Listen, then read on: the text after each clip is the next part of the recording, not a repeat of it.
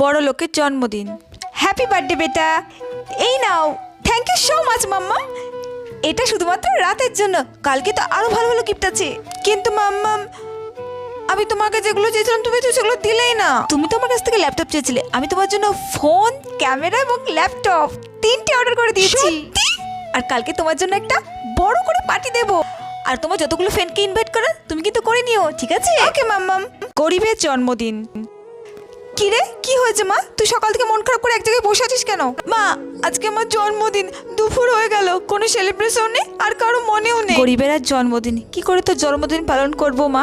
তোর বাবা ভ্যান চালায় আর আমি লোকের বাড়ি কাজ করি, দুবেলা দুমুঠো ভাতের জোগাড় করতে তো আমাদের দিন শেষ, তার আবার জন্মদিন। ভাত বেড়েছি, খেতে আয়, খেতে বস। মা, পায়েস কেন?